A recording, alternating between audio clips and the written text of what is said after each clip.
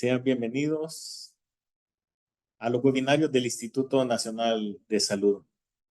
Este día tengo el gusto de presentarles el segundo tema del módulo Ciencia, Innovación y Excelencia en Salud Pública, en representación de nuestra directora que se encuentra cumpliendo compromisos internacionales en pro de realizar innovación e investigación en el área de la genómica.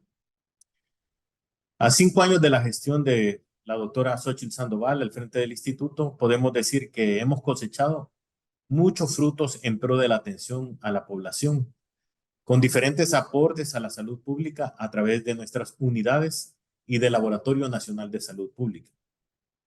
La innovación y enseñanza en gestión de conocimiento para la formación de especialistas, en investigación, han aportado resultados que nacen como iniciativas desde la dirección y que se han hecho realidad con el esfuerzo de todos los involucrados, el equipo del instituto y el importante apoyo de nuestro ministro de Salud. El miércoles anterior hablábamos del proyecto EcoINS El Salvador como un super hub, su crecimiento y logros. Este día tengo el agrado de presentar al ponente invitado, el doctor Cristian Romero, que nos hablará de simulación en medicina, mejorando el manejo de las urgencias médicas a través de escenarios realistas, papel del Centro Nacional de Simulación del Instituto Nacional de Salud de El Salvador. Antes de cederle la palabra, le agradezco su disponibilidad y comento algunos aspectos de su hoja de vida. El doctor Cristian Romero es doctor en medicina de la Universidad de El Salvador. Tiene 2 especializaciones. La primera en medicina interna y la segunda en medicina crítica en el Hospital Nacional Rosales. Entre otros estudios, tiene maestría en metodología de la investigación en ciencias de la salud por la Universidad de Salamanca, España, y diplomados en gestión de proyectos, revisiones sistemáticas y metaanálisis, ingeniería de la formación y formación pedagógica universitaria por la Universidad Evangélica de El Salvador. Se ha desempeñado como médico agregado en la unidad de cuidados intensivos en el Hospital Nacional de Maternidad, ahora Hospital Nacional de la Mujer, y actualmente es coordinador del Centro Nacional de Simulación del Instituto Nacional de Salud. Cristian, estamos listos para escuchar tu conferencia y muchas gracias por estar con nosotros. Para mí es un gusto poder hablar un poco acerca de la simulación en medicina, mejorando el manejo de las urgencias médicas mediante escenarios realistas y el papel que el Centro de Simulación ha jugado en esta transformación de la realidad acá en el país. Como el doctor comentaba, pues coordino actualmente el Centro de Simulación y en estos momentos hablaremos un poco acerca de este tópico. El desarrollo de la ponencia se centrará en los siguientes aspectos. Primero, es importante hablar un poco acerca de las competencias, qué son, cómo se adquieren y cómo se maneja la adquisición de ellas en ambientes de alto estrés, como ocurre en las emergencias de nuestros hospitales. El doctor en medicina, algo que intentaré tocar, un punto muy álgido y de mucha discusión, intentaré tocarlo para hacer hincapié en lo que se ve acá en el centro de simulación. La simulación clínica como tal, la estructura que la simulación tiene para poder dar estos frutos, el papel que ha jugado dentro de simulación del INS y las perspectivas que tenemos a futuro. Para comenzar a hablar, veremos qué es una competencia. Una competencia es un conjunto de comportamientos observables que están causalmente relacionados con un desempeño bueno o excelente en un trabajo concreto y en una organización concreta. De esta definición, tenemos que ver que primero, para poder ver qué es una competencia, debemos definir qué es un desempeño bueno o excelente.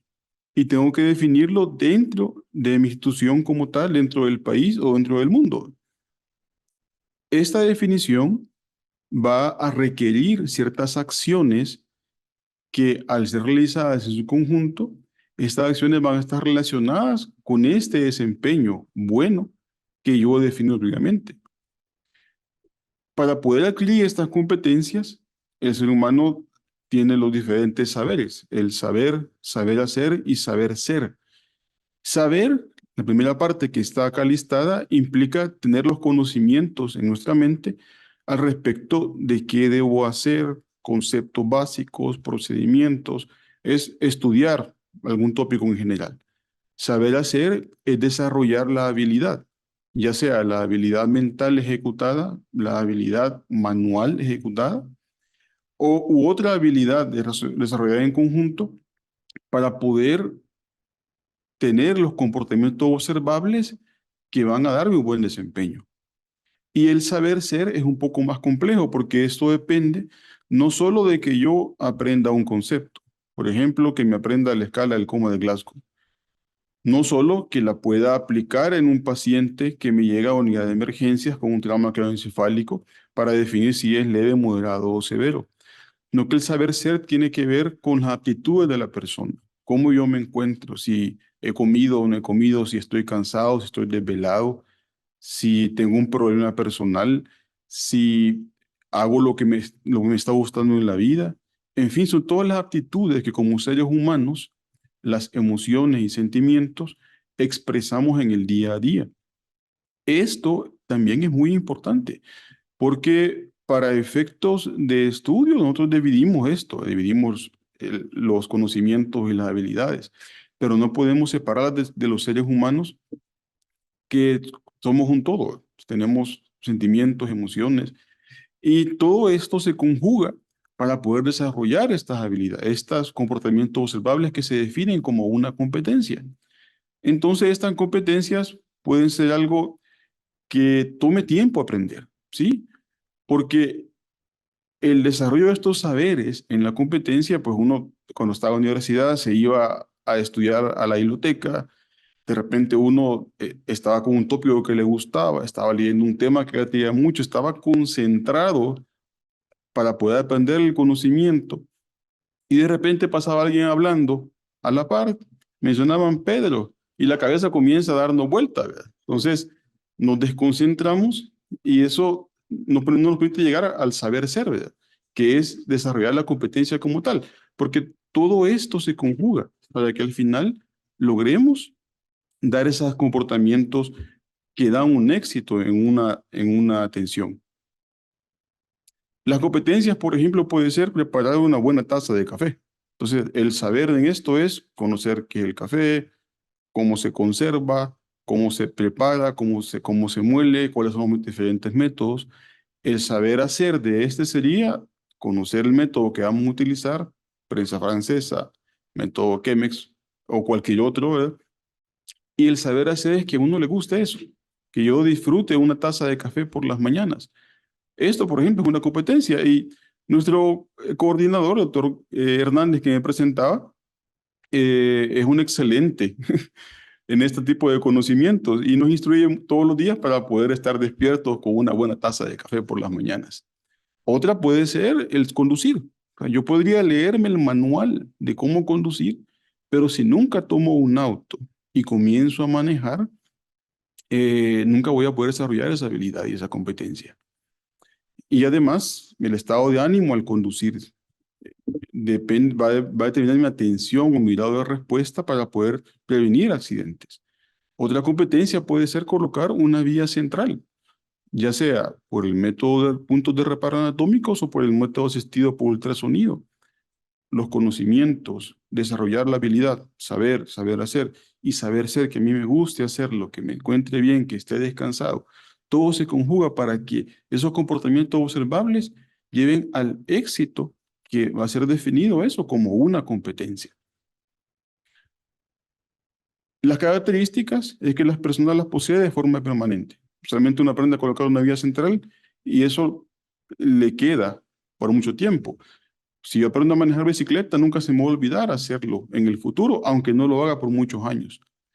Son observables mientras se desarrolla la tarea, son medibles, son verificables y están relacionadas directamente con el éxito en el desempeño laboral, como su definición lo mencionaba. Además, son generalizables. Si yo aprendo, por ejemplo, a escribir a máquina en una máquina de las antiguas, podría escribir en un teclado de una computadora. Entonces, estas competencias se pueden extrapolar a otros ambientes según la necesidad que exija la atención. Estas competencias tienen además una curva de aprendizaje que se define como la cantidad de tiempo en la que yo voy a lograr tener desempeños exitosos.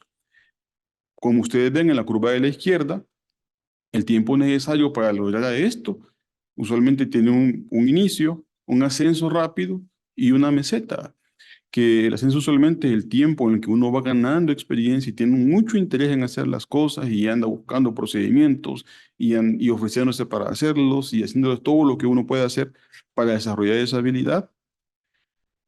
Luego, la meseta es cuando uno adquiere cierta confianza y ya lo realiza de forma continua, ya digamos que realiza con esa cantidad de éxito un procedimiento de forma constante en el tiempo.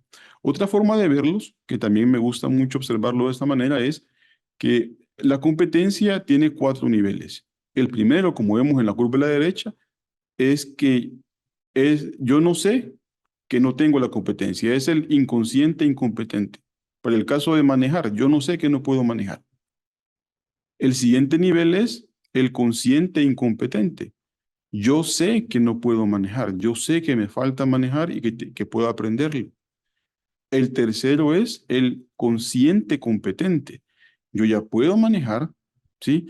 He comenzado a manejar y de repente comienzo a pensar en cómo voy a poner la palanca de velocidades, cómo voy a presionar el freno, cómo voy a mover el acelerador. Yo estoy pendiente de desarrollar las habilidades, repasándolas en mi mente según lo que he aprendido y de forma consciente voy orientando mis atenciones para poder hacerlas de manera adecuada. Y el cuarto nivel, que es el nivel de máximo aprendizaje, es cuando yo he trasladado esos conocimientos a mi subconsciente y ya los hago de forma automática, que es el inconsciente competente. Entonces, cuando ya tengo mucha experiencia para manejar, de repente voy en el tráfico, voy haciendo todo lo necesario para poder manejar, voy moviendo el estéreo para poner la música que a mí me gusta, voy hablando con la persona que me va acompañando y le voy diciendo algunas cosas al que al que va conmigo en el camino haciendo algún tipo de problema.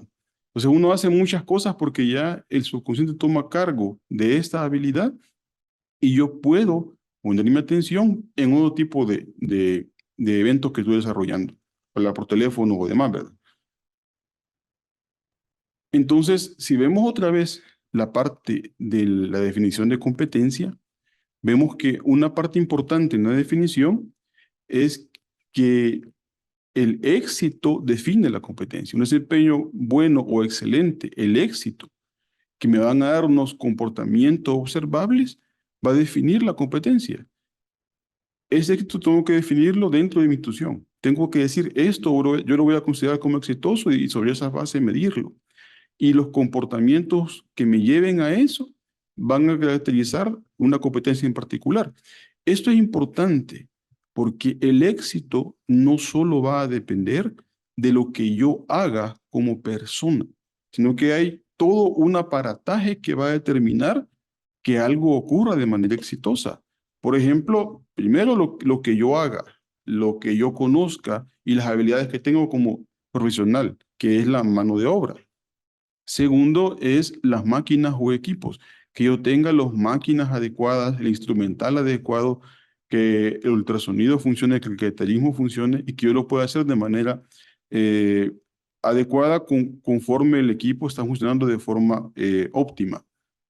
Que yo tenga los materiales, que los insumos estén disponibles, que estén a la mano en el momento justo y oportuno para poder utilizarlos, que el medio ambiente o la estructura esté diseñada de forma tal para que las acciones que yo haga lleven a ese resultado exitoso, que los métodos o protocolos que van a regir la serie de pasos ordenados que yo voy a seguir para lograr ese éxito sean apropiados y oportunos, que no tenga protocolos engorrosos que dificulten esas acciones y que no lleven al éxito. Y al final, que la vara con la que voy a medir ese éxito sea la apropiada. Si pongo un ejemplo en este tipo de análisis en diferentes niveles, por ejemplo, realizando un cateterismo cardíaco en una persona que ha tenido un infarto agudo del miocardio con un CT elevado. Si yo pongo como un indicador que cuántas personas han llegado con esa patología y se les ha realizado el cateterismo cardíaco a los 90 minutos de haber llegado a la puerta. Pongo ese indicador como meta. ¿Qué hace falta para que una persona que llegue a la emergencia reciba un cateterismo cardíaco a los 90 minutos? Hace falta tener un cardiólogo intervencionista presente, mano de obra, ¿sí? Y que sepa hacerlo y tenga cierta práctica semanal haciendo cateterismos cardíacos. Que tenga en las máquinas o equipos, que tenga la máquina de cateterismo cardíaco disponible 24 horas. En los materiales e insumos que tenga todos los catéteres introductores y que tenga el stent. En el medio ambiente y estructura que yo tenga la sala de cateterismo cercana a la unidad de emergencia o a las unidades que tienen atención hacia pacientes con enfermedad del síndrome coronario agudo, en los métodos de protocolos que esté definido en el método que si alguien llega con unas sospechas, se le toma el electro y las pruebas y la clínica en los 10 minutos de haber llegado a la unidad de emergencia y se diagnostique rápidamente un infarto agudo del miocardio. Y si yo hago todo eso y tengo todo eso y mido y me da el resultado, qué bien, ¿verdad? Pero si yo no tengo todos esos elementos, no tengo cirujano, cardiólogo intervencionista, no tengo equipo de cateterismo cardíaco, no tengo los materiales e insumos, no tengo estructura adecuada, y los protocolos tampoco están diseñados para ello, y quiero medir eso, todo el resultado que va a tener va a ser negativo. O sea, va a tener nada de éxito porque no tengo los elementos para poderlo formar. En ese sentido, cuando algo de estos niveles, de las 6 M's, falla, ocurre un error. Este análisis por niveles que ustedes ven que semeja a una espina de pescado, se llama diagrama de Ishikawa para analizar el error. Este es un tema muy sensible porque en ocasiones se tiene que atribuir el error al profesional que estaba en el momento de atención y no se toma en cuenta que es la falla de toda una estructura que en algún momento no logró frenar que ese error ocurriera. Esto nos lleva al siguiente análisis de error, que es el diagrama del queso suizo. Cuando yo tengo todas las barreras, cuando las fallas de cada una de estas barreras se alinean y el error puede seguir su paso sin ninguna oposición hasta llegar a la actividad que genera el error, esto hace que el error ocurra. Y no debo pensar que solamente el profesional que está en ese momento es responsable, no que es toda una estructura que lo soporta, que hace que el error ocurra. Hemos hablado ahora de competencias y el tema de error. Error es algo muy sensible que solo lo menciono para traer a la cuenta lo complicado que puede ser al momento de atender a un paciente. Y ahora vemos qué es la simulación clínica. Simulación es una técnica que recrea una situación o entorno que permite a las personas experimentar una representación de un evento real con diferentes objetivos: generar experiencia práctica, evaluar el aprendizaje, realizar otras evaluaciones o comprender cómo funcionan las interacciones humanas. Ustedes pueden ver que al generar experiencia práctica, yo logro incrementar la rapidez en la curva de aprendizaje y logro mejorar el saber hacer y el saber ser que les comentaba en el tema de las competencias. También puedo hacer otras evaluaciones como ver cómo se integra el grupo a atender a un paciente. ¿Qué tipo de simulación existe? Existen diferentes tipos, por ejemplo, realidad virtual, que en esta yo coloco una interfaz de realidad virtual que ustedes pueden ver en la primera imagen, que son unos lentes especiales que se conectan a una computadora y yo puedo poner, por el caso, un infarto agudo del miocardio y mediante realidad virtual comienzo a desarrollar los algoritmos de manejo y a tomar decisiones según se me presente el caso eh, en el programa de computación.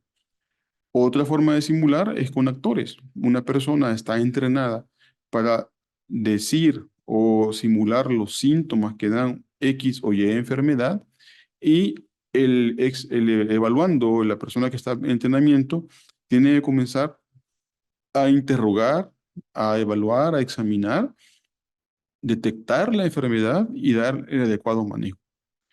Las otras dos son entrenar habilidades, que en esta utilizo maniquíes de partes corporales o maniquíes completos para desarrollar una habilidad en particular, como puede ser colocar un tubo o traqueal, colocar una vía central, colocar un anexo venoso, realizar compresiones cardíacas, en fin, todas las habilidades manuales, desarrollarlas en un maniquí. Y la última, que es la simulación como tal, en la que yo tengo un maniquí que genera una enfermedad y un grupo de atención tiene que responder a esa enfermedad con diferentes acciones para llevar a un resultado exitoso en la enfermedad que está simulando. Ahora bien, en estos últimos dos imágenes, cuando es entrenador de habilidades con partes corporales y la simulación con un maniquí, existe lo que se conoce como fidelidad. Que fidelidad es qué tanto se apega a la realidad de un ser humano el maniquí que yo estoy utilizando. La fidelidad puede ser entonces baja, moderada o alta, según qué tanto se apega a ella. Para el caso de baja fidelidad, ustedes pueden ver en la imagen unos modelos anatómicos de útero que son casi como unos peluches.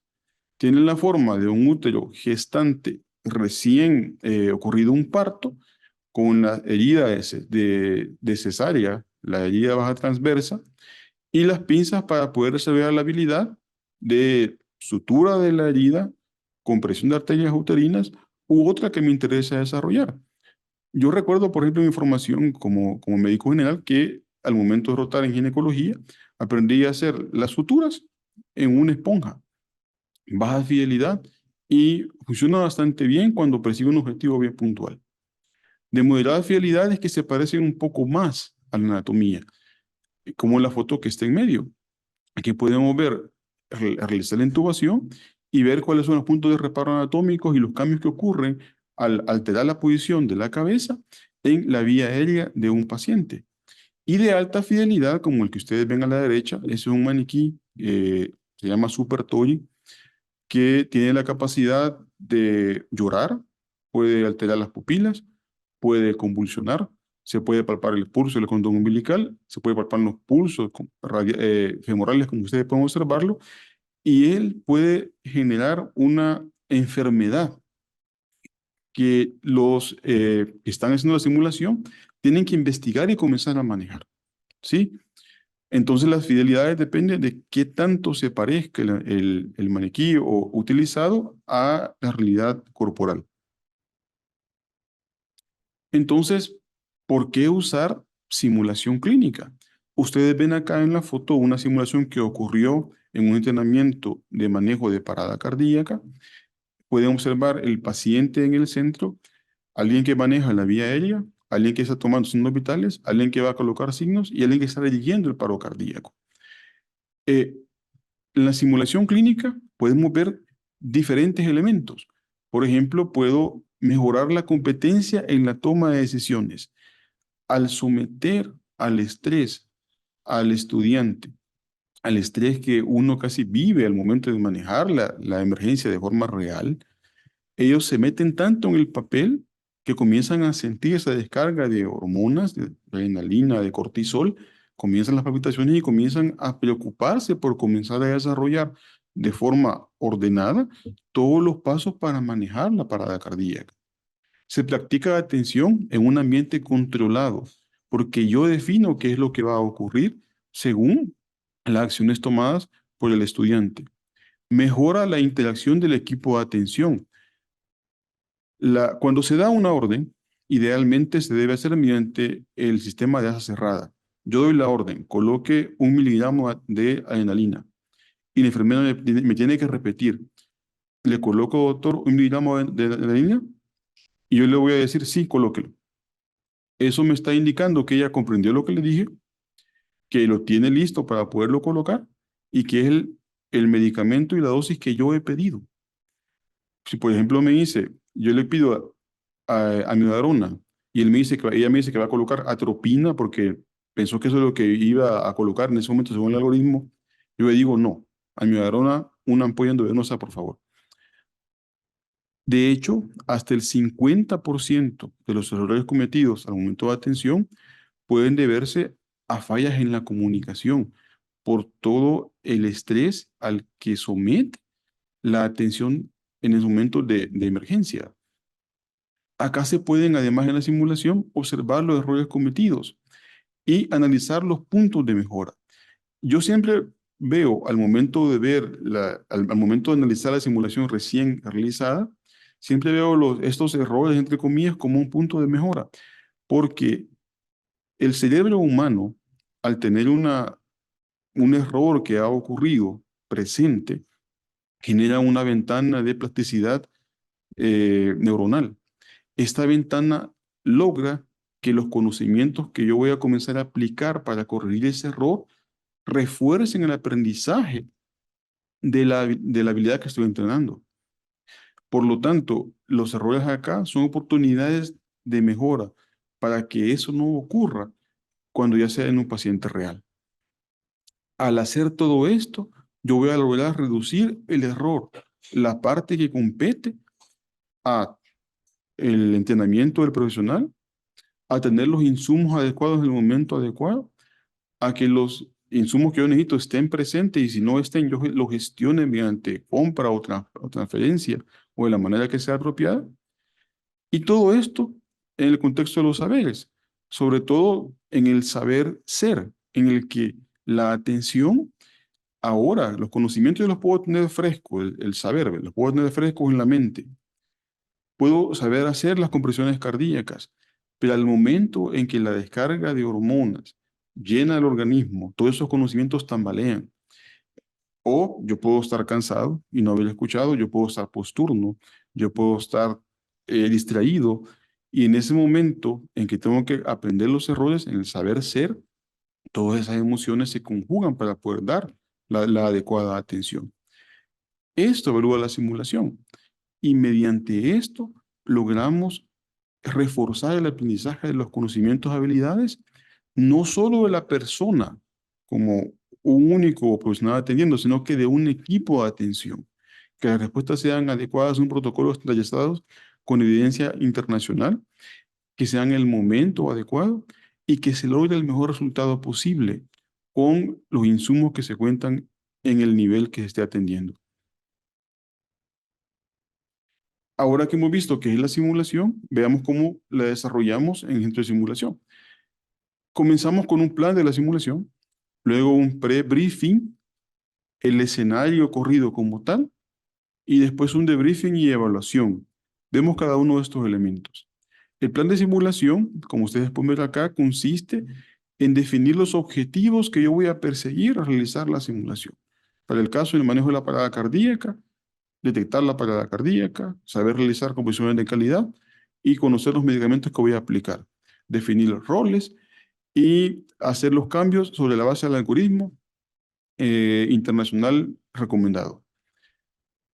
Los participantes del equipo de urgencia tienen que ser definidos en el guión.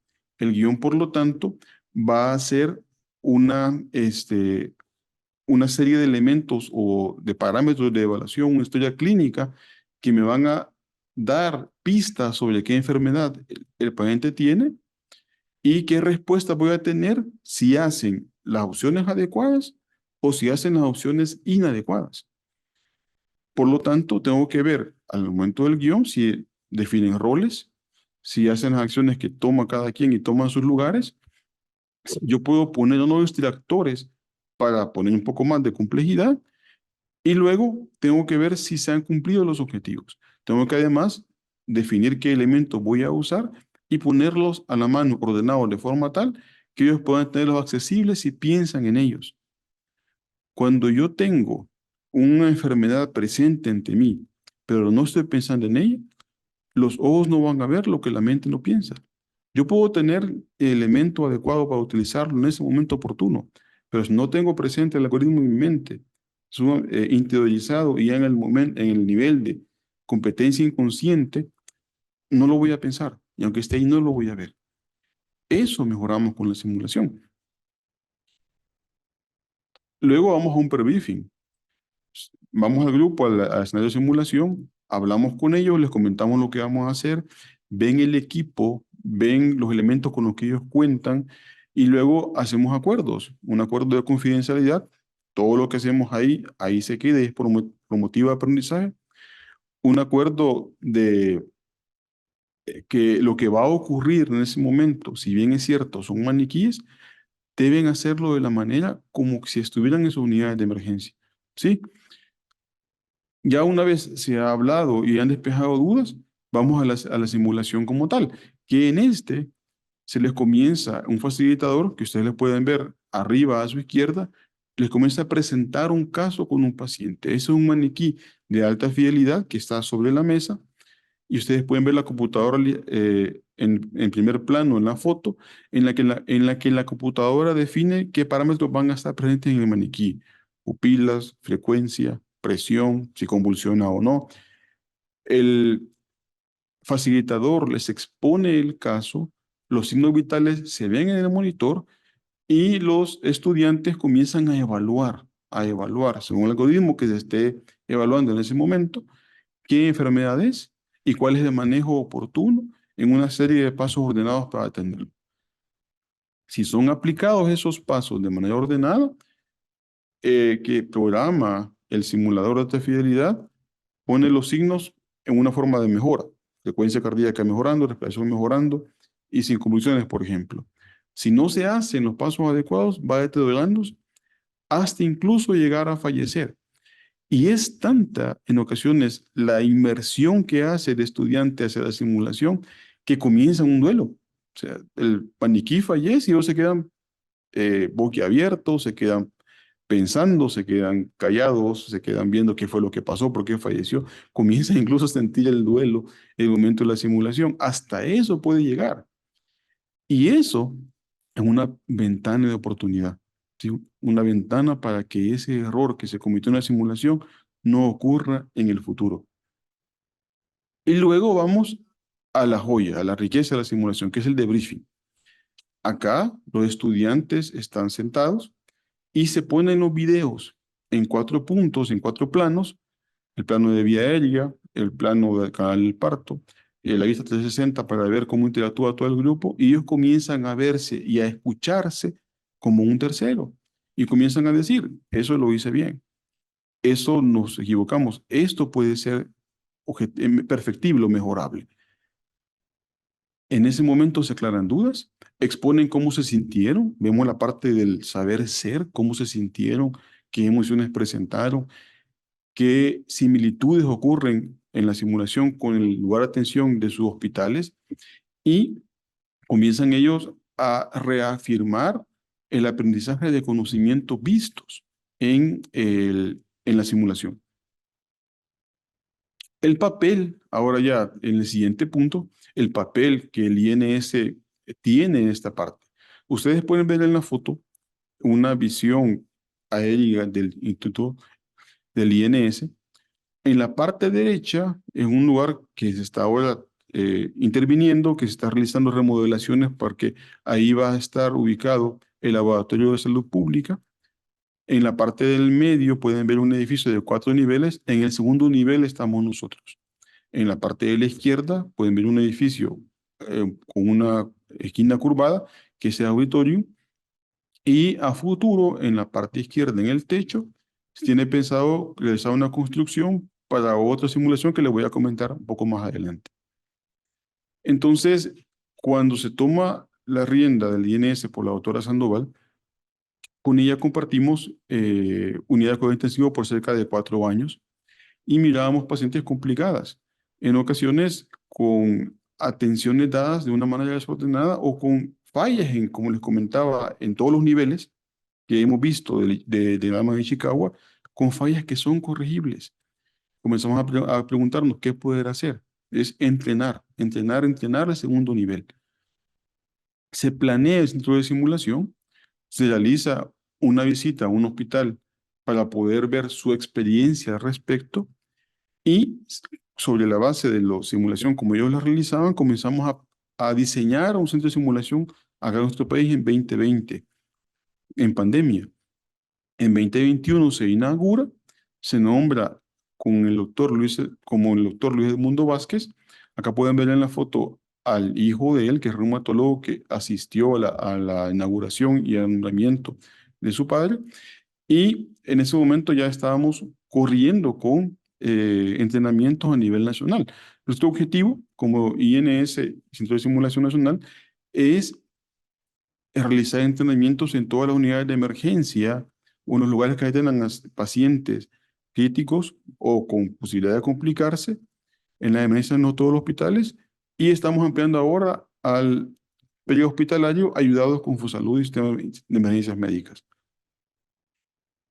La estructura de esta simulación, ustedes pueden ver acá un plano del diseño que se realizó en el 2020.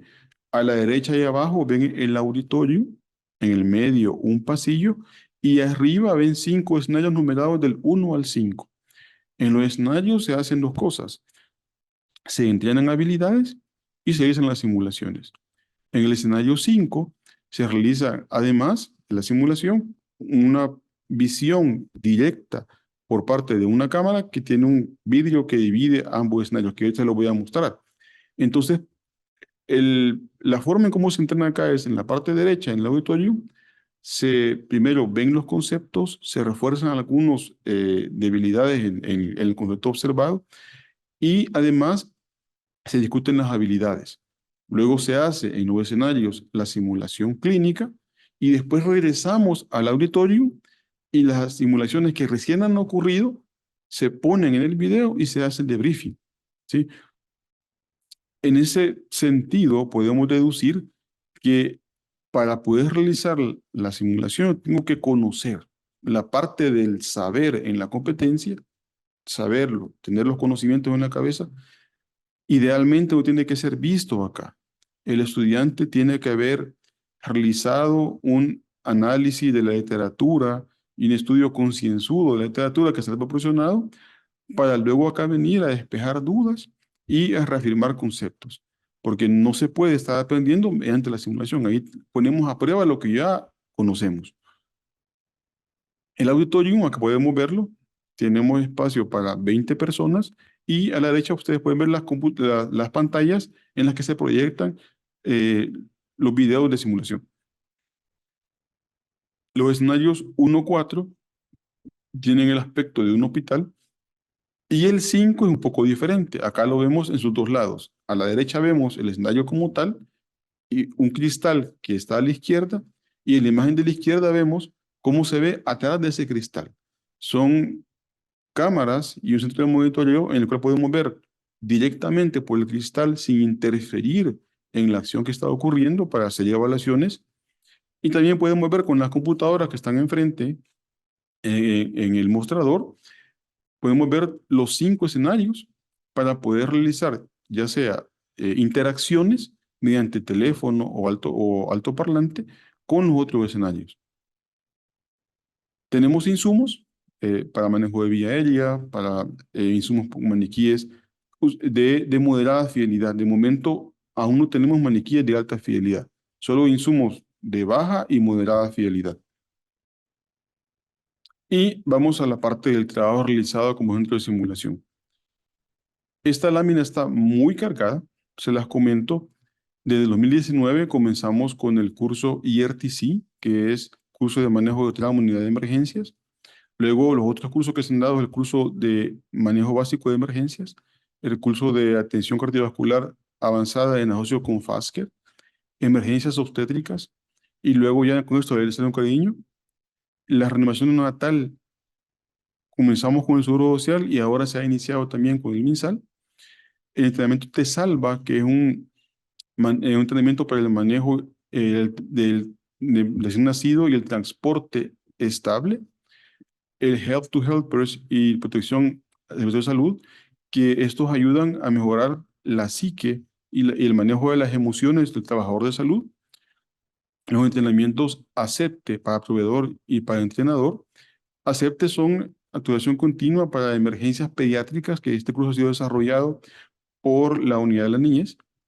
Se han dado talleres de shock, un taller de transporte aéreo para pacientes, que fue el que se dio antes de poder realizar los transportes acá en el país, formador de mesas obstétricas, formadores de IRTC. En 2020 se nos bloqueó mucho de la actividad presencial, por lo que desarrollamos un curso de manera virtual que es de ventilación mecánica para no intensivistas, ventilación mecánica para enfermerías el año pasado, ultrasonido FAS y ultrasonido en el lugar de atención POCUS, concurso de la paroscopía básica este año y fundamento y cuidado crítico y soporte inicial pediátrico el año pasado. En total, ustedes pueden ver, son 125 entrenamientos, 15 de los cuales han sido dados en este año. Y las personas capacitadas por entrenamiento en cada uno de estos tópicos que les he comentado, ascienden al momento a 2.509 de forma directa, y de forma indirecta pueden ser 3.000 personas. Para poder realizar todo esto, no lo hago solo yo, tampoco lo hace mi equipo, sino que dependemos de socios, ¿sí? Para el caso Reloj Internacional, Sistema de Emergencias Médicas, o Salud, Nacer con Cariño, Fast-Care Academy, Seguro Social y la Asociación de Cirugía Endoscópica de El Salvador, además de profesionales del exterior, como Yale o Addenbrooke, y también hacemos uso de convenios con universidades nacionales e internacionales para poder realizar lazos y generar cursos de entrenamiento. Eh, a ellos les agradezco la participación y espero seguir trabajando en conjunto. Lo más importante de todo, en el momento, son los facilitadores. El facilitador es un profesional que trabaja en el sistema integrado de salud, que viene acá a fungir como un entrenador, como un facilitador, como un profesor de cada entrenamiento, que son muchos para comentarlos, pero cada entrenamiento, manejo de trauma, manejo de emergencias pediátricas, emergencias obstétricas, emergencias neonatales, taller de shock, de ventilación mecánica, talleres de ultrasonido, todos han venido personas que han dado su tiempo de manera altruista. Son muchos para comentar cada uno de esos, pero a todos les digo gracias por la labor que hacen, porque sin ellos no sería posible. Además, les presento mi equipo. A la derecha vemos el doctor Roel Pleites, que es pediatra neonatólogo, que está a cargo de todas las formaciones a nivel pediátrico neonatal. Luego a la licenciada Linda Cuellar, que es enfermera intensivista, enfermera de UCI obstétrica, que está a cargo de las formaciones en toda el área de emergencias de la mujer embarazada. El doctor a la derecha, el doctor Remy Recinos, que nos ayudaba con toda la parte de logística de programación, que ahora forma en otra unidad de gobernanza, en la unidad de grants. Alguien muy importante en este equipo es Silvia Portillo, que quise comentarla porque ella nos ayuda limpiando todo el desastre que dejamos después de cada simulación, porque así queda un desorden que tenemos que limpiar día con día para estar listos al siguiente día. Mi persona, que coordino a este fabuloso equipo para generar todo el trabajo que les he presentado, y aprovecho la oportunidad para visitar a las enfermeras en su día. Como conclusión, tenemos que un trabajo en equipo, una estructura, una simulación clínica, facilitadores comprometidos con el objetivo de formar competencias en el personal de salud. Porque yo siempre digo esto, lo más importante en una estructura no son las paredes, el equipo, los insumos, sí son importantes, pero lo más importante son las personas que componen la institución. El personal de salud, enfermeras, técnicos, el personal auxiliar y de servicio, porque el médico puede saber que hay que transfundir una unidad de sangre, pero si la unidad de servicio no va a traer la unidad de sangre al banco de sangre, el trabajo no funciona y el paciente no sale adelante. Así que todo el trabajo es de un equipo y ustedes que están poniendo son los más importantes. Mi equipo, yo y los facilitadores, que lleguemos en eso y apostamos por eso. Porque el destino final de todo eso es el bienestar del paciente, ¿sí? Que es el fin último de todo lo que hacemos como CNS acá en el INS. Las perspectivas es pues buscar la realidad virtual y aumentada para recalcar algoritmos de manejo, un centro de cirugía mínima e invasiva que nuestra directora está luchando por construir. Les comentaba una estructura arriba del auditorium, a la izquierda en la foto que les comentaba del INS, aumentar la oferta, Actualmente con nuestras 20 personas máximas por día, solo podemos llegar a ese cupo y aún es insuficiente la oferta para la necesidad de formación que tienen todos nuestros hospitales. Otra posibilidad que estamos buscando es la simulación in situ, que es desarrollar una simulación con maniquíes de baja fidelidad o con actores, incluso en el lugar de la atención. La simulación en situ tiene, además, o sea, de eso yo hago la simulación en la emergencia del hospital, para el caso Coatepeque, San Bartolo, donde sea, hago la simulación ahí. Ahí pongo a prueba, uno, el conocimiento del personal de salud. Dos, la aplicación del protocolo. Tres, los insumos que estén ordenados de la forma adecuada ahí y que estén presentes ahí en el hospital. Cuatro, la integración de todo el equipo de atención, incluyendo médicos y paramédicos. ¿Sí? Así que la parte de simulación in situ va a ser como el segundo paso para poder lograr que los hospitales tengan todos los elementos necesarios para atender a un paciente de la mejor manera cuando llegue a su unidad de emergencias. Recuerdo un hospital X que nos comentaba que hicieron una simulación in situ con una actora que simulaba una eclampsia, que fue tan real la simulación que la enfermera casi la canaliza al momento de hacerlo. Decían que tuvieron que parar. No, es una simulación, no la vaya a canalizar, porque ella casi le ponía el magnesio. Entonces, hasta ese nivel llega cuando el personal se llena o se empapa del caso que se está recreando. Y nuestra última perspectiva es un estudio de impacto. Todo lo que estamos haciendo tiene un impacto y tenemos que conocerlo y medirlo. Está programando como gobernanza un estudio para medir de alguna manera algunos indicadores de impacto de todo lo que estamos haciendo. Comparto referencias y finalizo mi ponencia de esta manera, agradeciendo la oportunidad de presentarles todo el trabajo que estamos realizando y atento a las consultas que puedan surgir posterior a esta ponencia.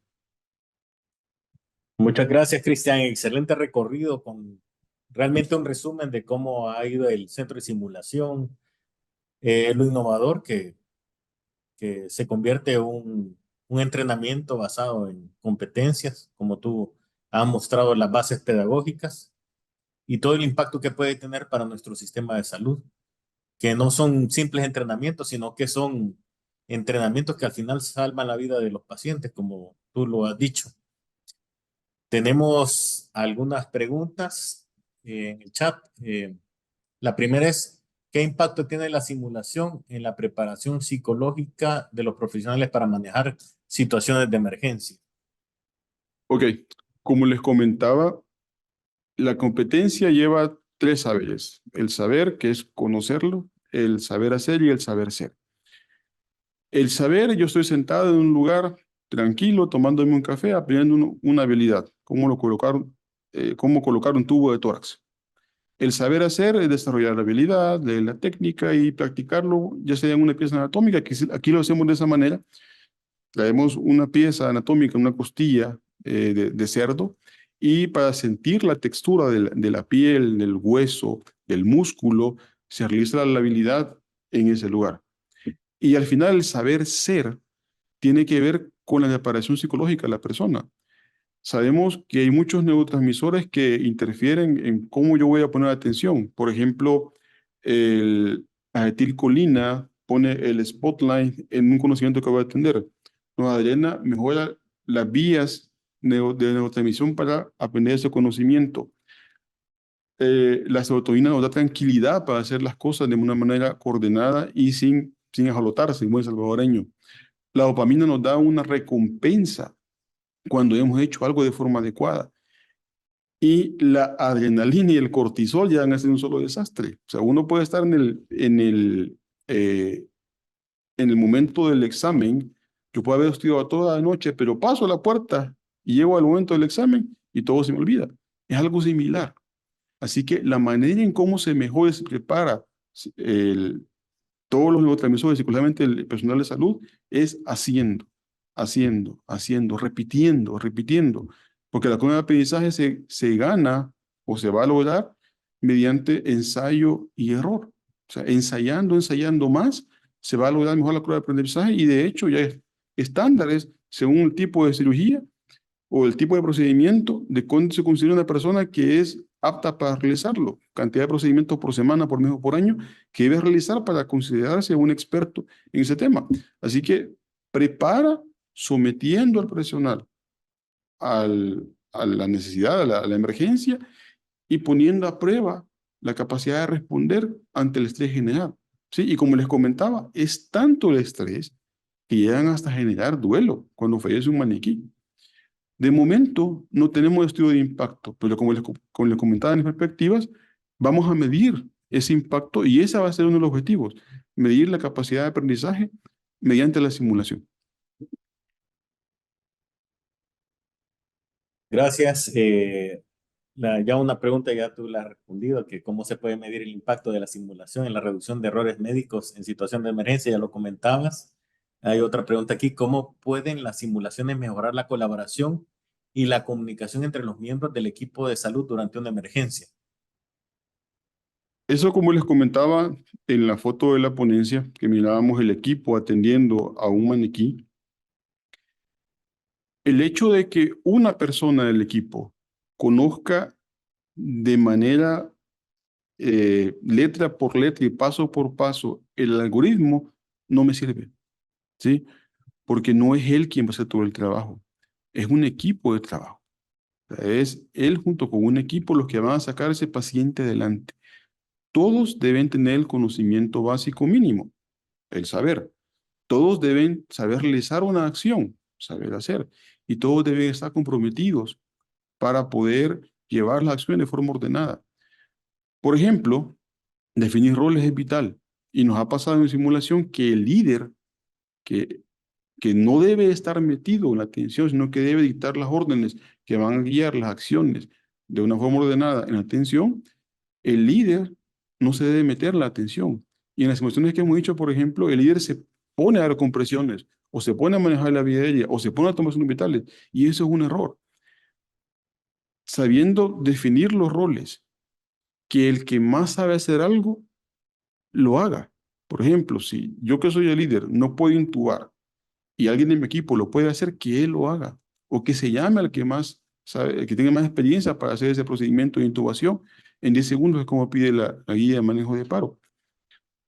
Eh, Definiendo roles, dándole la capacidad de hacer a quien más sabe eso. Y definiendo los algoritmos de atención para ser dados de una forma ordenada. Además, definiendo el orden de los insumos que va a estar en la unidad de emergencia. Porque yo vengo de mi hospital, de hospital tanto básicos, de tercer nivel y de cuidado intensivo, y una cosa que quitaba tiempo a veces es que tráigame tal medicamento, espérame, lo voy a buscar, espérame que está en tal lugar, o espérame que lo prestamos, ahorita vamos a ver cómo lo conseguimos. Correr por un medicamento en un momento de emergencia es un tipo de error también. Y todo eso se mide al momento de simular. De esa manera se disminuye el error. ¿Sí? Muy bien, tenemos un comentario y nos va a servir también para ampliar alguna información que ya has podido dar en tu presentación. Aprender en un ambiente de simulación permite que el estudiante conozca las situaciones que puede enfrentar en la realidad. Es una metodología muy efectiva, pero también depende de la habilidad del docente para conducir dicha simulación. Si pudieras contarnos de los diferentes instructores que nos apoyan, dijiste algunos de ellos, pero ¿cuál es su background? ¿Cuál es su experiencia para que quienes están conectados, porque sabemos que hay gente que ha recibido cursos acá, que están conectados, hay otros que todavía no han tenido el gusto de estar en alguno de nuestros cursos de simulación, para que nos contaras quiénes son los instructores, de dónde vienen y qué hacen? Los instructores usualmente son profesionales, expertos en el área, que están en atención diaria, usualmente donde asustan, ¿verdad? O sea, en los lugares donde llegan una gran carga de pacientes, que ese es otro punto de análisis de error, ¿verdad? Cuando hay mucha carga laboral que excede la respuesta del profesional que yo tengo en ese momento. Por ejemplo, para el curso de trauma son cirujanos, Hospital Rosales, Hospital Saldaña, Hospital El Salvador, cirujanos con experiencia que han visto trauma en su atención. En el curso de manejo de emergencias pediátricas, NRP o ACEPTE, son pediatras de cuidados intensivos, pediatras de en emergencias a nivel nacional, sea en el Bloom o en otros hospitales. Quizás para resumirlo es que intentamos que sea la persona que tiene más entrenamiento, más práctica diaria en la habilidad que se quiere enseñar o transmitir. Y otra cosa muy importante, el hecho de ser un experto en un área no me hace un experto pedagogo, sino que antes de ser entrenadores, se les da un entrenamiento para entrenadores, que es un entrenamiento en el que se ven las técnicas pedagógicas, cómo moverse en el área, cuánto hablar, cómo manejar la ponencia, cómo dar los conocimientos, cómo usar esfuerzos positivos. O sea, no solamente el yo saber el conocimiento, sino enseñar a cómo transmitir el conocimiento de la mejor manera. Así que las personas que vienen son profesionales expertos en el área que han tenido mucho contacto con la patología que se está entrenando y que usualmente lo transfieren de una manera, desde su análisis y experiencia, de una manera más rápida. Gracias, Cristian. Hay unos saludos por acá. Excelente presentación y trabajo en equipo. Doctor Cristian, felicidades a todo el equipo. También buenas tardes a todos. Gracias por compartir excelente ponencia. Muchas gracias. Excelente ponencia, muy importante.